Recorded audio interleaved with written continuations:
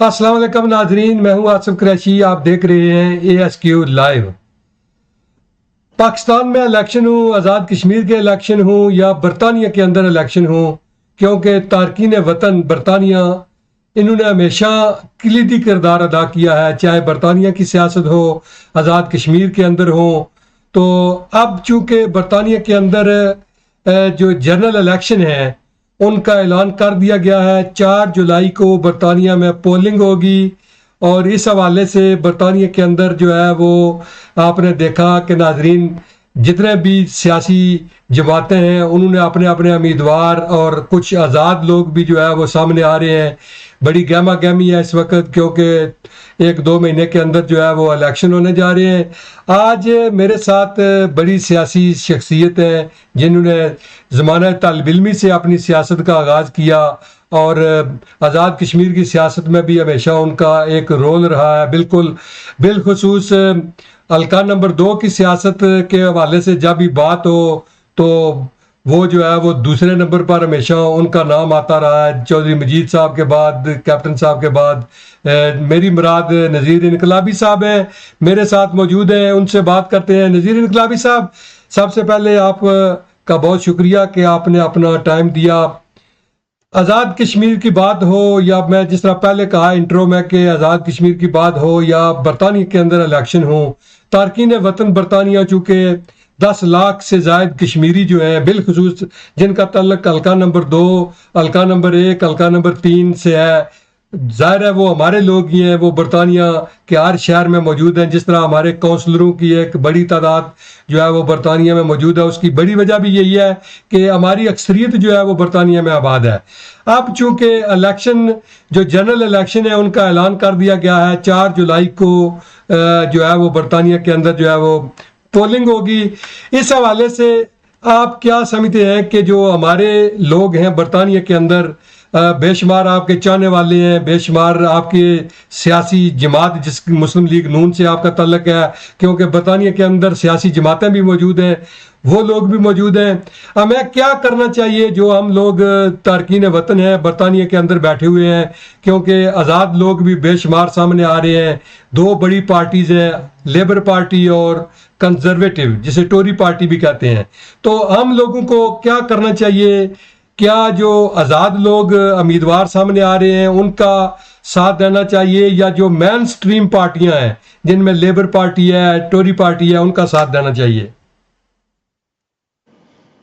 कुरैशी साहब, बहुत शुक्रिया। आपकी वसातत से एक दफ़ा फिर दोस्तों से बात करने का मौका मिला है, तो मैं आपका सबसे पहले शुक्रिया अदा करता हूँ। थैंक यू जनाब। तो सबसे पहले जो जिस तरह आपने बात की है जी कि बरतानिया में जो 4 जुलाई को इलेक्शन हो रहे हैं, तो यकीनन हमारी भी दिलचस्पी, चूंकि हमारी बड़ी कम्युनिटी उधर, हमारे दोस्तों की, हमारे इलाके के लोगों की, हमारे सरका के लोगों की, बल्कि डिस्ट्रिक्ट मीरपुर के लोगों और डिस्ट्रिक्ट कोटली के लोगों की बड़ी तादाद में वहां पर लोग मौजूद हैं जी। आजकल जो सोशल मीडिया से जो पता चल रहा है जी कि कुछ दोस्त जो है वो इंडिपेंडेंट लोग खड़े कर रहे हैं और उसकी रीजन वो बता रहे हैं जी कि चूंकि फलस्तीन के मामले पर लेबर पार्टी ने कोई इस तरह की पॉलिसी नहीं ठीक दी या टोरी पार्टी ने ये किया। गुजारिश यह है कि जज्बाती तौर पर कोई फैसला भी कभी भी दुरुस्त नहीं होता। ठीक देखे ना जी कि आपकी हैसियत उसी वक्त कायम होगी जब आप मेन स्ट्रीम पार्टियों में शामिल मौजूद होंगे। ठीक अगर आपने मेन स्ट्रीम पार्टियों से हटकर इंडिपेंडेंट तौर पर अपनी पार्टी शुरू की तो फर्ज किया एक अदद सीट आपको निकाल भी लेंगे, जीत भी जाएंगे, तो उससे कोई आपकी जो है ना उसकी आवाज में जो है ना वो कोई उस तरह मौसर नहीं होगी। इसलिए कि इंडिपेंडेंट एक अदद होगा, 2 आदमी होंगे। जब आप पार्टियों में होंगे, मसलन पिछले दिनों जितने भी मुस्लिम MP थे उन्होंने, मसलन मैं लेबर पार्टी की बात करता हूँ कि जितने भी उनके शेडो मिनिस्टर थे उन्होंने इस्तीफा दे दिया जी के फलस्तीन के मामले में उसके ज़ाहिर यकजहती फलस्तीन के लोगों के लिए उन्होंने उस वजह से वो अपने और दूसरे उन्होंने इस्तीफा दे दिया। ठीक। हालांकि मैं समझता हूँ कि यह भी एक नुकसान था। जब आप पार्टी में मौजूद होंगे तो आपकी आवाज जो आपकी है ना वो उसमें ज्यादा अहमियत होगी और आपकी आवाज की जो है ना वो उसकी सुनवाई भी होगी। ठीक। बहरहाल अगर अब की बार लोगों ने, हमारे दोस्तों ने ये गलती की कि अपनी खासकर जो मुस्लिम कम्युनिटी के लोग जहां भी जिस पार्टी से भी खड़े हैं, खा वो लेबर पार्टी से है, खा वो टोरी पार्टी से है, ठीक, चूंकि बुनियादी तौर पर ये तमाम लोग जो हैं इनकी एक नेचुरली कुदरती हमदर्दी जो है वो मुसलमानों के साथ हमेशा रही है, और खासकर फलस्तीनी भाइयों के साथ इनकी हमेशा हमदर्दी, और कश्मीरियों के साथ इन सब दोस्तों की हमदर्दी रही है। अगर बेशक। हमने हमारी थोड़ी बहुत ही कोताही की वजह से अगर हमने ये सीटें लूज कर दी तो कि नुकसान किसका होगा? यकीनन नुकसान हमारी कम्युनिटी का भी होगा, और पार्टियों की लोग हमारी कम्युनिटी से लोग पार्टी की जो है वो एतमाद भी उठ जाएगा, और दूसरा वो आपकी आवाज जो जिस मकसद के लिए आप ये चाह रहे हैं वो आपका मकसद भी बुरा नहीं होगा बल्कि इससे नुकसान होगा। असल तो में जाती तौर पर तमाम दोस्तों से गुजारिश करूंगा कि मेन स्ट्रीम पार्टियों से हटकर जो है ना वो सियासत ना करें, पार्टियों के साथ वाबस्तगी रखें, पार्टियों की सियासत करें। इसी में असल में लोगों के इनकलाबी साहब लोगों आपकी आवाज के जो है वो भी मजबूत होगी इसमें। मैं मिसाल के तौर पर बात करता हूँ कि मैं जाती तौर पर जानता हूँ जो हमारे ब्रेडफोर्ड के MP है इमरान हुसैन साहब, जी जी, मैं अक्सर इंग्लैंड में आता जाता रहा हूँ, मैंने कभी भी किसी दोस्त से उनके बारे में गिला शिकायत नहीं सुनी कि वो कोई आदमी उनके पास काम के लिए गया हो और किसी को उन्होंने मायूस किया हो, बल्कि तमाम लोग जो मुझे मिलते रहे तमाम लोग उनकी तारीफ भी करते रहे जी कि हम जब भी उनके लिए काम के लिए गए हैं उन्होंने अपनी बिसात से बढ़कर हमारी जो है ना वो कानूनी जो वो कर सकते थे उन्होंने हमारी मदद की है। इसी तरह यकीन दीगर इलाकों में भी इसी तरह होगा, मैं ज्यादा नहीं जानता बाकी लोगों को। तो कहने का मकसद यह है कि अगर हमारी जज्बाती असल में इनकलाबी साहब लोगों के जज्बात हैं, क्योंकि दोनों बड़ी पार्टियों ने जो है वो आपने देखा कि गजा के अंदर जिस तरह मासूम बच्चों को शहीद किया गया, अब दो बड़ी पार्टियों ने जो है वो किसी ने भी सपोर्ट नहीं की और किसी ने एक हमदर्दी का लफ्ज़ भी नहीं कहा। इसलिए हमारे लोगों के बड़े जो है वो जज्बात हैं कि जी बड़ा गलत हुआ है, कम से कम इनको बोलना तो चाहिए। वैसे तो दुनिया में अगर कहीं भी कोई ज्यादती होती है, वैसे दुनिया में कहीं भी ज्यादती होती है तो ये बोलते हैं। एक जानवर के साथ भी अगर ज्यादती हो तो ये बोलते हैं। तो मासूम जाने लाखों के हिसाब से, हजारों के हिसाब से लोगों को शहीद किया जा रहा है, और ये जो है वो पार्टियां बोल नहीं रही। बेशक आपने सही कहा कि जो हमारे मेंबरान पार्लियामेंट है उन्होंने जहां तक उनकी बसात है, जितनी उन्होंने उस हद तक जो है वो आवाज को बुलंद किया है। ये भी आपकी बात दुरुस्त है कि ये भी कोई हल नहीं है किसी मसले का कि हम जो है वो मेन स्ट्रीम पार्टियों से निकल जाएं, लेकिन लोगों के इस वक्त बहुत जज्बात हैं। मैं गुजारिश करता हूँ, गुजारिश ये है कि जज्बात से कोई काम नहीं बनता। देखे ना जी कि मसलन फर्ज किया हमने जज्बाती तौर पर इनकी पार्टियों से अलग होकर हमने इंडिपेंडेंट की हमारी शुरू कर दी, तो क्या हमारी वजह से वो अपनी नेशनल जो उनकी पॉलिसी है वो तब्दील कर देंगे? नहीं, वो नहीं करेंगे, नहीं करेंगे। इसलिए कि हमारी इतनी उतनी स्ट्रेंथ ही नहीं है कि जिस वजह से हम इतनी मेजॉरिटी तो नहीं है हमारी के। बिल्कुल ये बात आपकी ठीक बात है। जहां तक मुस्लिम MP जो थे उन्होंने कश्मीर फलस्तीन के मामले पर सब दोस्तों ने इस पर प्रोटेस्ट किया था, बल्कि उन्होंने जो शैडो कैबिनेट में थे वो उससे भी रिजाइन कर दिया था। तो अगर ये मसलन पार्टी में ना होते तो फिर इनकी मतलब है आपकी बिल्कुल आवाज की कोई बेहतर होती। इससे थोड़ी बहुत ही तो बनती है जी कि लेबर पार्टी में बैठकर आप इस काज की सपोर्ट कर रहे हैं, अगर ये बाहर निकल जाते हैं या इसमें नहीं होते तो फिर क्या फायदा होगा आपको? सही बात है। कम से कम ये है कि हमारी आवाज है, और अगर ये लोग भी ना रहे तो फिर आवाज जो है, क्योंकि जो मेन स्ट्रीम पार्टियां हैं मेजॉरिटी तो इनकी बनेगी, आज़ाद कितने जीतेंगे ये तो बाद की बात है, लेकिन कम से कम जो हमारे लोग हैं जहाँ खड़े हैं उनका साथ देना चाहिए। ये आपने बड़ी अच्छी बात की है और ऐसा होना भी चाहिए। चलो देखते हैं कि हमारे लोग बड़े माशाल्लाह यहाँ के बाशऊर हैं, इंशाल्लाह सोच समझ कर ही फैसला करेंगे कि वो देखेंगे कि हालात किस तरफ जा रहे हैं। मैं दोस्तों से यही गुजारिश कर रहा था जी कि मैं तमाम दोस्तों से गुजारिश करूंगा कि आप पढ़े लिखे लोग भी हैं, समझदार लोग भी हैं, आपको पॉलिटिकल अवेयरनेस भी बहुत है, तो मैं गुजारिश यही करूंगा कि आप मेन स्ट्रीम पार्टियों से हटकर जो है ना कोई भी फैसला करें। इसी में कम्युनिटी की भी बेहतरी है, इसी में आपके कास्ट की भी जो है ना सपोर्ट होगी, और इसी में आपकी जो है ना आवाज में जो है जान भी पैदा होगी। तो अगर ये आपके मुंतखब हो गए तो यकीनन इससे आपकी आवाज में जो है ना वो उसमें तो आना ही होगी, वो तो आना होगी। अगर वो ना मुंतखब हुए तो फिर आपकी कौन आवाज उठाएगा? सही बात है, या सही बात आपकी है। आवाज की कौन सुनेगा उस बरतानी पार्लियामेंट में। तो मैं दोस्तों से ये गुजारिश करूंगा कि इस मैच टीम से आप बिल्कुल अपने आप को अलग ना करें। आप इन पार्टी पर जो है ना वो ऐसी बात ना हो कि वहां पर इतमाद ही कोई ना करे। तो सही। बाकी आप समझदार लोग हैं। जी, मेरा तो यही मशवरा चलो कि जी, अब बाकी बातें आपका करने की मैसेज सुनने पहुंच के लिए गया, से देखते हैं दूरी कि करते हैं। आपका मैसेज ये लोगों तक पहुंच गया है। इंशाल्लाह लोग सोच समझ कर फैसला करेंगे। बात करें हम आज़ाद कश्मीर की, तो आपने देखा कि जो एक महीना या पिछले कुछ अरसा से 3 4 6 महीने से एक आज़ाद कश्मीर के अंदर तहरीक चली, जो एक्शन कमेटी एक बनी, उन्होंने एक तहरीक चलाई बिजली और जो आटे के जो टैक्सेस थे उन पर उन्होंने बड़ा जो है वो मुकाबला किया। आप चूंकि एक सियासी जमात से तल्लुक़ रखते हैं, सियासी कारकुन हैं, क्या वजह है कि किसी सियासी जमात ने इस एक्शन कमेटी का जो है वो साथ नहीं दिया, कोई प्रोटेस्ट में शामिल नहीं हुए? इसकी वजह क्या बनी कि उन लोगों ने जो है वो बड़ी मेहनत की और मुतालबात भी जो है वो मनवा लिए? गुजारिश ये है कि ये बड़ी डिटेल से बात करने की जरूरत है इस पर। चलो इसमें सबसे पहली बात यह है, जब ये तहरीक शुरू हुई तो जो हमारे प्राइम मिनिस्टर थे आजाद कश्मीर के, जी उन्होंने जो लोग एजुटेशन कर रहे थे उनको इस तरह ताने मैंने दिए जी कि आप फेसबुक पर ये सारी आपकी एजुटेशन चल रही है, आप फेसबुक पर पुल बंद कर रहे हैं। मतलब उनको जिस तरह नहीं होता है कोई कोई सोकर दूसरी को ताने देती है। जी तो मैं समझता हूँ कि इस तहरीक को बढ़ाने में इस वजीर आजम का जो है ना ज्यादा किरदार रहा है। ठीक। लोगों का जायज जायज मुतालबा था, जेन्युइन उनकी डिमांड थी कि महंगाई से लोग जो है पिसे हुए थे, बिजली के बिल, आटे की कीमतें और इस तरह मतलब हर चीज जो है लोगों की बसात से बाहर थी। वो ठीक। लोगों के ड्राइव था, वो एजुटेशन कर रहे थे। ठीक। जहां तक हमारी बैन पार्टी की बात है, जो बुनियादी और पोलिटिकल पार्टी, पीपल्स पार्टी होगी, मुस्लिम लीग होगी या इसी तरह पीटीआई होगी, असल में प्रॉब्लम यह है कि जितनी भी हमारी क्यादत थी, जी ये इस तहरीक से बिल्कुल अपने आप को इन्होंने अलग रखा। ठीक। जिसका नुकसान ये हुआ कि जिम्मेदार आदमी जो है ना वो इससे पीछे हट गए।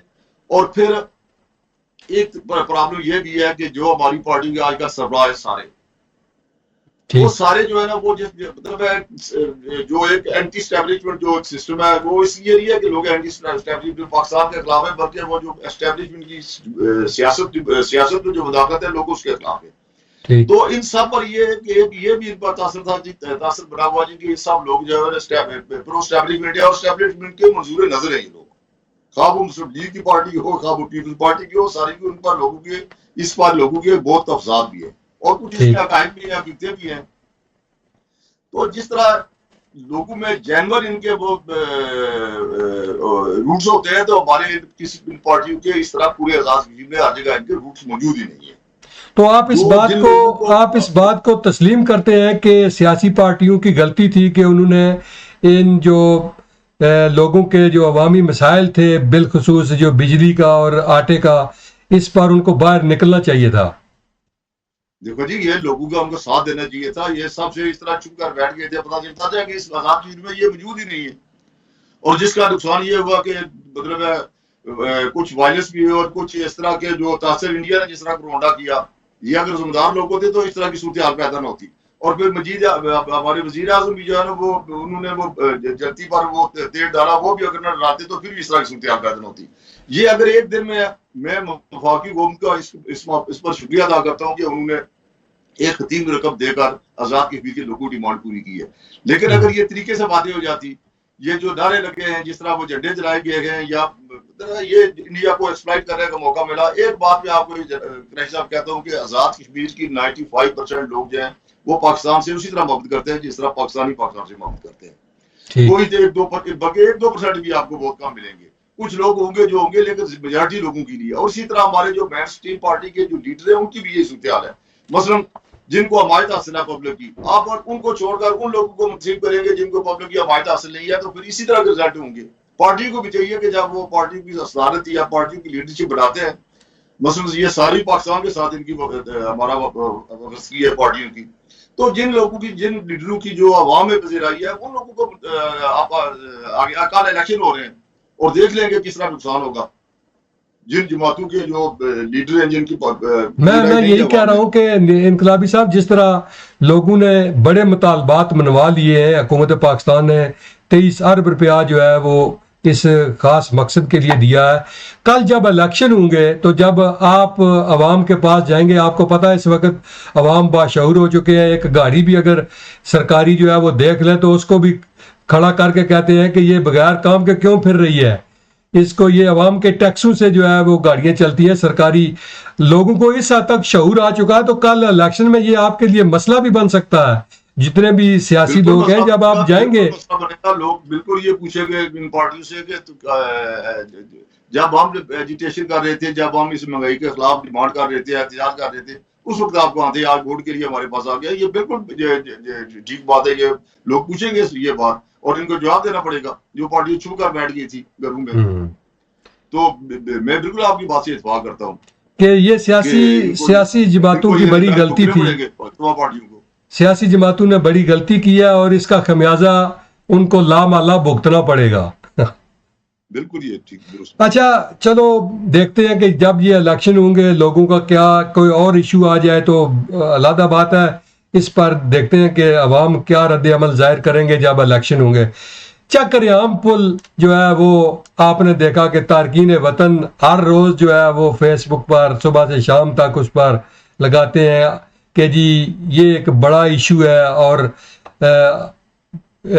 चंद रोज कबल जो है वो हमारे हल्का के एक एडवाइजर जनाब कर्नल मारूफ साहब भी बरतानिया आए, उनसे भी बात हुई तो उन्होंने कहा जी कि इस हवाले से जो है वो काम जो है वो बहुत जल्द हो जाएगा। लेकिन ये सुनते जो है अब लोगों के कान पक चुके हैं कि जी 17 साल से ज्यादा अरसा हो गया, ये पुल मुकम्मल नहीं हो सका। और क्या हम लोग उम्मीद रखें कि वाकई जो ये गवर्नमेंट है इसको बनाएगी, या सिर्फ एक क्या कहते हैं कि आसमीद तक की बात रहेगी कि जी बनेगा, जी बन जाएगा, पता नहीं। मैं इस पर बात करने से पहले मेरी तरफ गुजारिश करूंगा एक और बात की जो रह गई है मेरे ख्याल में, कि इस तहरीक के नतीजे में हमारा एक नौजवान जो अदनान कुरैशी है वो इसमें शहीद हुआ है जी। और मैं जहां तक समझता हूं कि इसकी दुरुस्त पैमाने पर तफ्तीश नहीं हो रही है, बल्कि मुझे ये लगता है कि ये इसी तरह इसका बेचारे का जो शहादत है वो इसी तरह चली जाएगी, इसके जो कातिल है वो नहीं पकड़े जाएंगे।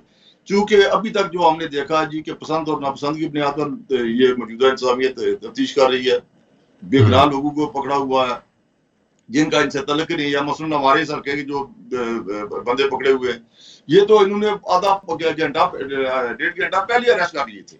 तो ये जो बंदे पकड़े हुए हैं, कुछ पकड़े हुए वो जो एजुकेशन में शामिल थे, लेकिन वो पहले थाने में उन्होंने उनको गिरफ्तार किया हुआ था।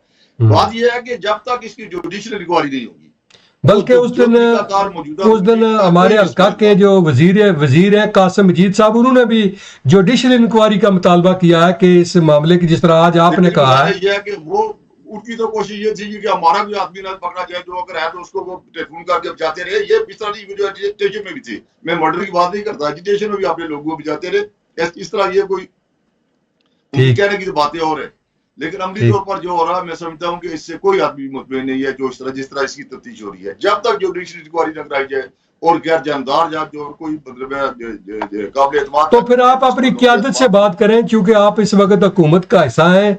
आपकी जमात जो है वो वजीर आज़म से कहे कि ये बेगुनाह लोगों को जो है वो पकड़ा गया और उनको जो है वो इसकी जुडिशल इंक्वायरी होनी चाहिए और शफाफ इंक्वायरी होनी चाहिए। जो साहब मैं समझता हूँ कि जो जिस तरह हम हुकूमत में जो इक़्तिदार में हिस्सेदार हैं, इस पर हमें शर्मिंदगी है। मुस्लिम लीग को इससे बड़ा नुकसान हो रहा है। मैंने पहली दफा देखा कि बैरर से हटकर आजाद कश्मीर में तो अब तमाम काम हो रहे हैं। कोई भी तकर्री तबादला, कोई डेवलपमेंट का काम, मतलब कोई भी सिलसिला जो है वो उस हल्के के मिनिस्टर की दस्तूर के बगैर हो ही नहीं सकता। ये पहली दफा हुआ है। अब इससे पहले अगर थोड़ा बहुत होता था, जमातियों की मुदाखलत होती थी, लेकिन कुछ काम मेरिट पर भी होते थे। और फिर हमारे मेंबर असेंबली कितने 6-7, तो बाकी जो लोग मतलब 28 हल्के बाकी जो 40-42 जो हल्के बाकी बचते हैं, वो लोग किधर जाएंगे? नहीं, आप कोalition, आप इस कोalition का हिस्सा है। 6-7 लोग हैं जो इक़्तिदार में शामिल हैं, बाकी तो मुस्लिम लीग की सारी जो है वो इक़्तिदार से बाहर है। और जो मुझे इस बात पर तकलीफ होती है कि हमारी जमात के जो सरबराह हैं वो भी चिमटे हुए इन बातों के साथ। वो डर डर के है नहीं, जो अपनी क़यादत से बात करें जी कि हमें नुकसान हो रहा है, जमात को नुकसान हो रहा है, अलग हो जाए, ये इससे हमें नुकसान हो रहा है। अच्छा, तो ये जो पहली मौजूदा बात ये है सेटअप कि है इससे आप नाला है कि ये, मैं लेकिन समझूं कि फौरी तौर पर मुस्लिम लीगों से बाहर निकल जाना चाहिए। लेकिन अगर बाहर निकले, चलो इस पर थोड़ी सी बात कर लें, फिर चक्करियाम पर बात करेंगे। फर्ज करें कि आपकी जो जमात है वो अगर बाहर निकल जाए तो लामहला उसका नुकसान होगा। जाहिर है अगर पीपल्स पार्टी इक़्तिदार संभाल ले तो फिर तो आपके लिए और ज़्यादा मुश्किलात होंगे, क्योंकि इस वक्त तो कोalition गवर्नमेंट है। चलो अनवारुल्लाह कम से कम उनका ना पीपल्स पार्टी से तल्लक है ना मुस्लिम लीग नून से है, वो आज़ाद है इस वक्त। तो वो आप सब के लिए बेहतर है, या जब अगर पीपल्स पार्टी इक़्तिदार संभाल ले तो वो बेहतर होगी, क्योंकि इलेक्शन को तो अभी टाइम है। मैं गुजारिश करता हूं, वो क्या बेहतर है, उन्होंने हर हल्के के एमएलए को इख्तियार दे दिया जी कि जो ये फैसले करेंगे।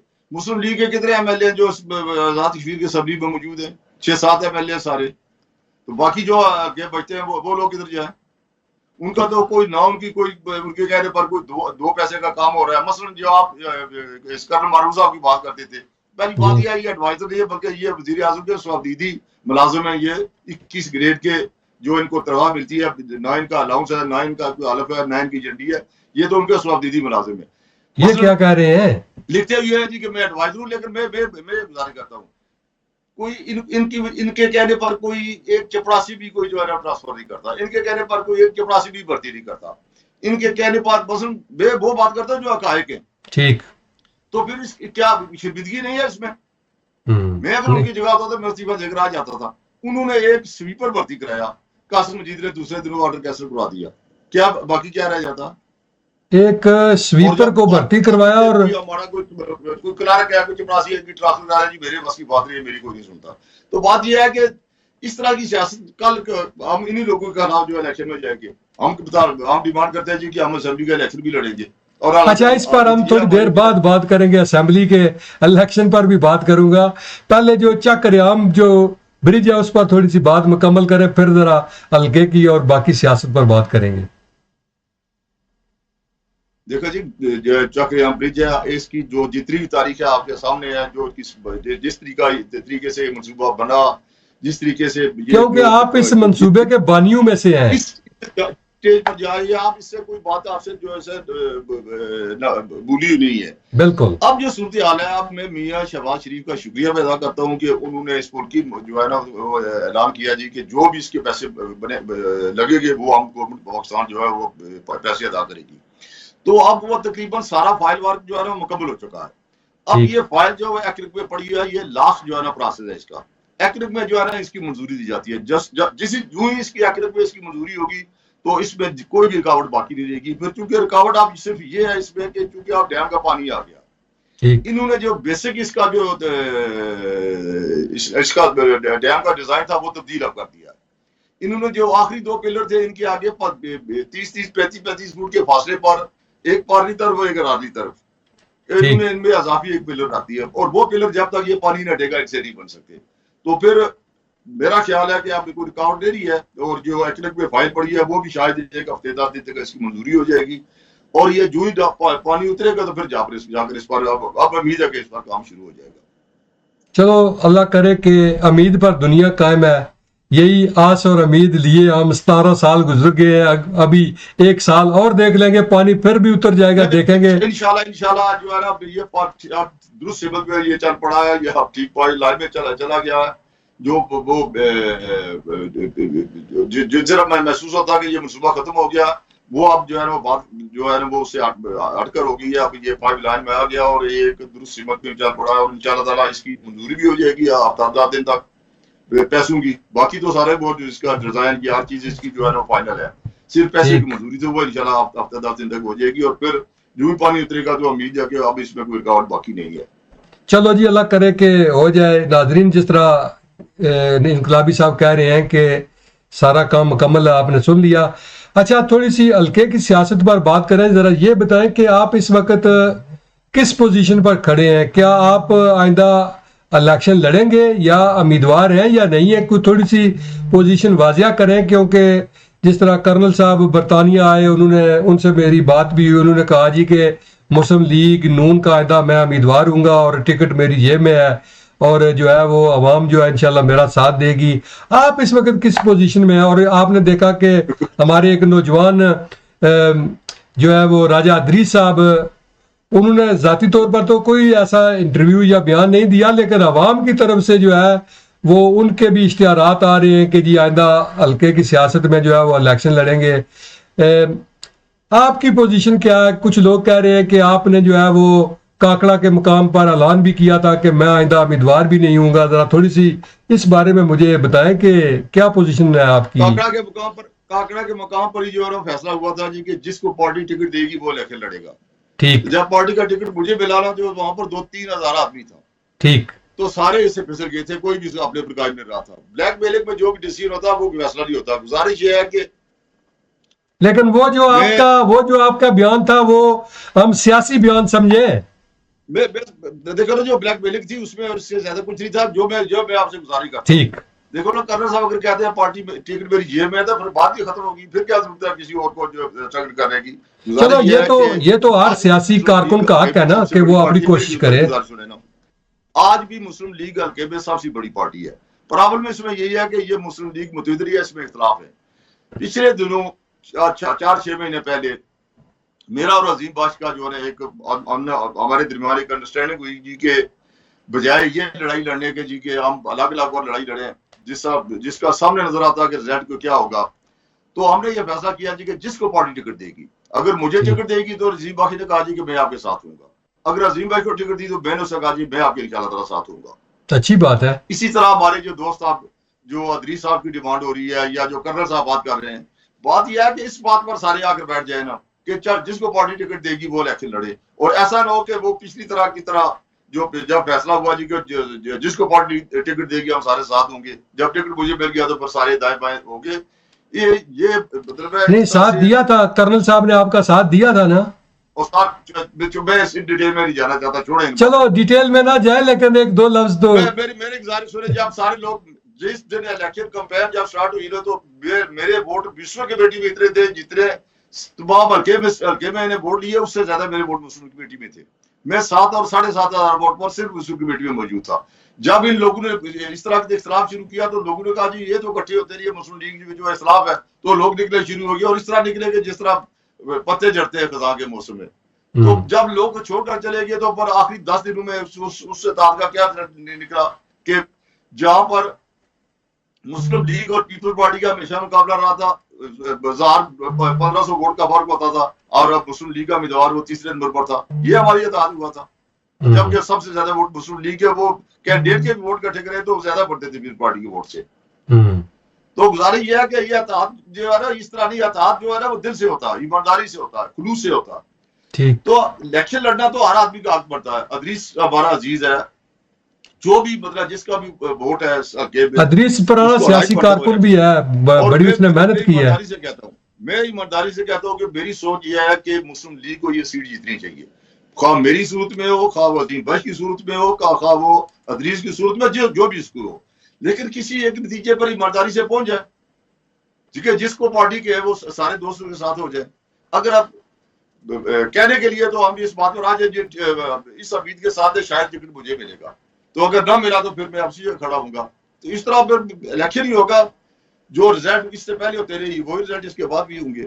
अच्छा ये बताएं कि अगर जो गुज़िश्ता इलेक्शन थे, अगर आपको टिकट ना मिलता तो क्या आप जमात में रहते? कुछ लोगों का ख्याल है कि आपने किसी और जमात के साथ जो है वो बातचीत आपकी चल रही थी कि आपने उधर चले जाना अगर मुझे टिकट ना मिला। मैं समझता हूँ कि जमात को तब्दील करने से बेहतर है कि मैं इलेक्शन से दरदार हो, जो मैं सियासत से दरदार हो जाऊँ। ठीक। ये कोई तमाशा के आदमी मतलब सारी जिंदगी एक जमात में पिछले 25 साल में मुस्लिम लीग के लिए हमने दिन रात काम किया। जब मुस्लिम लीग बनी हम आप बनाने वालों में शामिल थे, उस दिन से हम इसके साथ वाबस्ता है, और टिकट मुझे ना मिला तो मैं जमात छोड़कर चला जाऊंगा। हाँ ये बात जरूरी है कि कोई दोस्त जिनकी आप बातें करते हैं, कोई दोस्त ने कहा जी कि आप परसों पीटीआई में जा रहे हैं, आप फलां जा रहे हैं, ये बातें हुई है, लेकिन मैं तो सोच भी नहीं सकता कि मैं मुस्लिम लीग अब भी अगर बात की मुझे टिकट नहीं मिलता तो मैं मुस्लिम लीग तो किसी सूरत नहीं छोड़ूंगा। अच्छा आप जमात नहीं छोड़ेंगे? जमात छोड़कर चले जाए। ठीक, ये तो बड़ी अच्छी बात है कि नजरियाती आदमी में और एक काम यही फर्क होता है कि जब वो जमात टिकट दे अभी ना अगर दे। मैं कहता हूँ कि अगर अजीम भाई को टिकट मिले तो मैं उसके साथ खड़ा हूँगा, अदरीस को टिकट मिले तो मैं राय अदरीस के साथ खड़ा हूँगा। ये क्या बात हुई? हम्म, जब आप जमात के साथ बस्ती है तो जमात के फैसले को तस्लीम करना चाहिए, जमात के साथ चलना चाहिए। और इलेक्शन लड़ना हर आदमी का हक है, इससे नाराजगी भी नहीं होनी चाहिए कि किसी के साथ नाराजगी हो जाए कि वो क्यों इलेक्शन के ऐलान कर रहा। राइट बनता है। मैं समझता हूँ अगर उसके चांस बढ़ते हैं, अगर फर्क ये अजीम भाई के ज्यादा चांस बढ़ते हैं इलेक्शन जीतने के, तो हमें उसकी मदद करनी चाहिए। अगर अदरीस के बढ़ते हैं तो उसकी मदद करनी चाहिए। लेकिन अगर इस मेरे वक्त बढ़ते थे तक हल्का नंबर 2 की ये नहीं कोई होना चाहिए जी कि मैं ही होगा तो फिर होगा, मैं नहीं होगा तो फिर जो है ना नहीं होगा। इस तरह क्या फायदा हो गया? 5 साल के बाद हार कर फिर आपको बैठ जाते घर पर।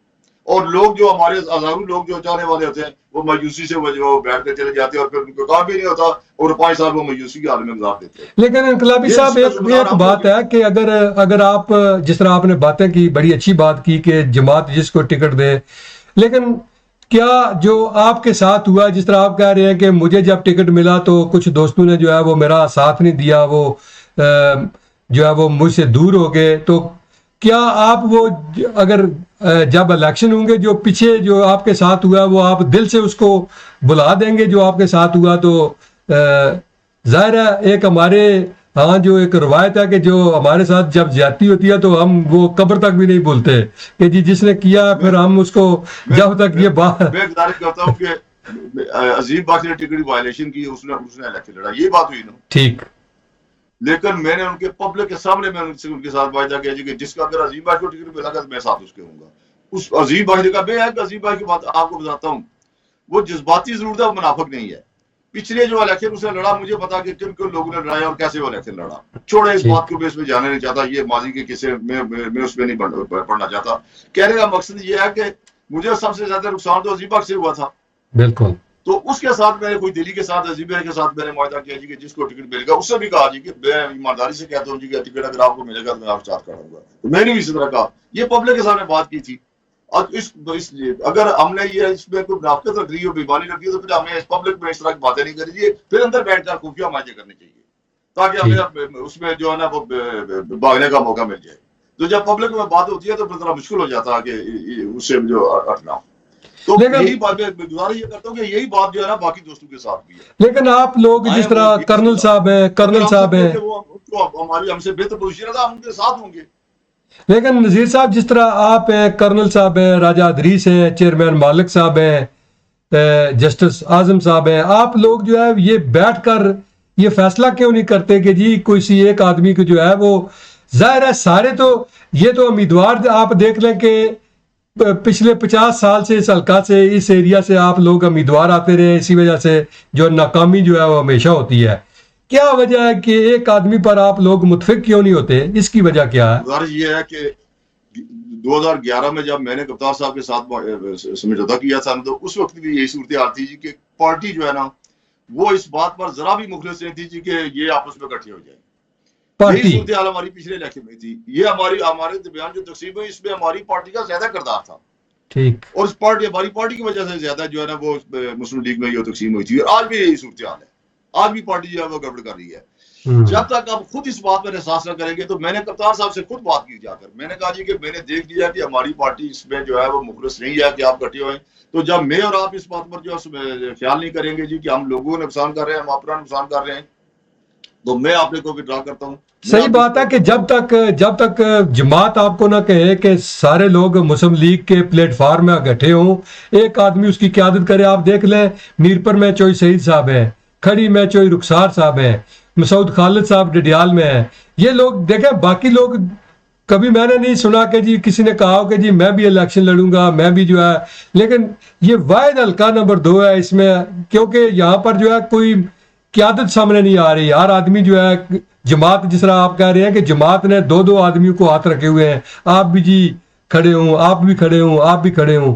तो ये आप लोग जब तक खुद ना इस पर गौर करें, जमात तो जाहिर है फिर वो तो इस्तेमाल करते हैं। इस बात से इत्तेफाक करता हूँ कि जब तक हम खुद अपनी हालत को दुरुस्त करने की कोशिश नहीं करेंगे तो बाहर से कोई भी हमारी मदद नहीं करेगा। बल्कि उन्होंने अब फर्ज कर लिया, हमारी जमात ने फर्ज कर लिया जी कि ये इलेक्शन नहीं जीते, तो बिल्कुल कल मैं सब दोस्तों को मैं या आपकी वसात से जो मुस्लिम लीगी हमारे इलाके के लोग हैं, मैं ये उन दोस्तों से ये मैं गुजारिश भी करूंगा कि यही अगर हमारी सूरत आ रही ना, तो कल मुझे ये लगता है कि लोग इस तरह तकसीम हो जाएगा, कोई पीरवाड़ी में चला जाएगा, कोई पीडीए में चला जाएगा। मुझे पता है कि जिस मेहनत के साथ और जिस दिन रात मेहनत के साथ जिस तरह लोगों को मैंने इस पार्टी में इंटैक्ट रखा हुआ है और लोगों को इस पार्टी के साथ खड़ा रखा हुआ है, वो दिन रात मेहनत का नतीजा है।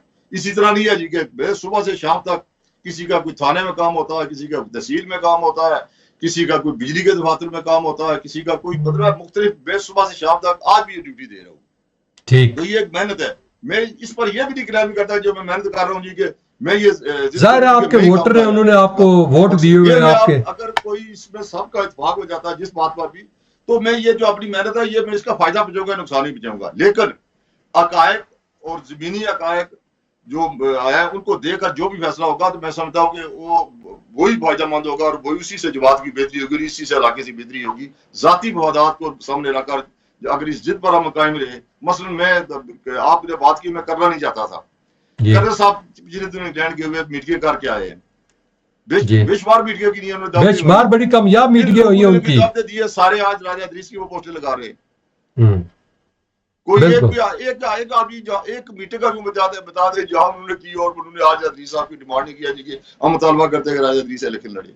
ये इख्तिलाफ नजर आ रहा है ना, यही इख्तिलाफ की मैं बात कर रहा हूँ। कर्नल साहब बात नहीं कर रहा, कह रहे मकसद ये कि जमीनी हकायक जो है उनको मदद रखना चाहिए, देखना चाहिए जी कि पब्लिक की हमारी क्या पोजीशन है, हमारी क्या मतलब एक हकीकत पसंदाना जो है ना जायजा रहना चाहिए और उसी के मुताबिक फैसले करने चाहिए। इसके लिए चूंकि आप बड़े हैं, आप 2-3 इलेक्शन लड़ चुके हैं, आप कोई किरदार अदा करें, इन सब लोगों को इकट्ठा करें ना।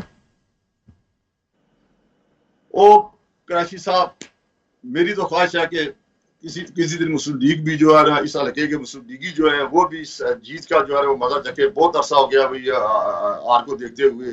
16 में तो हम इलेक्शन जीत गए थे, वो तो हमें हराया गया था, उस हमारी जीत को इन्होंने हार में तब्दील किया और जिसका सजा भी हम भुगत रहे हैं।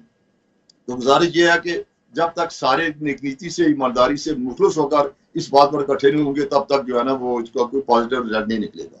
मेरे अकेले ये इस बात पर मुतफिक होने से कोई बात नहीं बनेगी। ठीक, तो आप इस वक्त, मेरा आखिरी सवाल एक बार फिर है कि आप उम्मीदवार हैं, आपने कोई फैसला नहीं किया कि आप आइंदा इलेक्शन नहीं लड़ेंगे। आपको शायद कोई या किसी दोस्त को शक होगा, मैं तो दिन रात जो है, मुझे शक नहीं है क्योंकि लोग कह रहे हैं कि आप, मैं तो दिन रात जो है ना हल्के में बैठा हुआ हूँ लोगों की।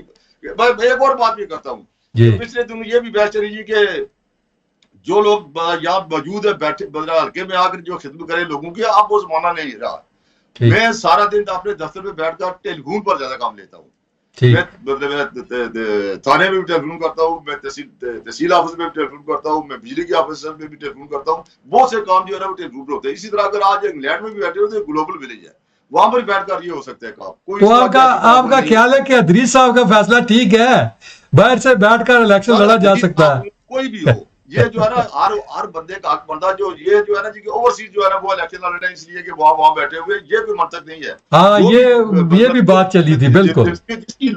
जिसके लोग साथ हूँ, अगर वो इलेक्शन लड़े तो हमें तो, चाहे वो इदरीस हो, चाहे वो कोई और हो, चाहे आप हो, तो ये इस तरह कोई अपनी जात को आगे रखकर फैसला करेंगे तो कोई भी फैसला नहीं होगा। ठीक, बहुत अच्छी बात है जी।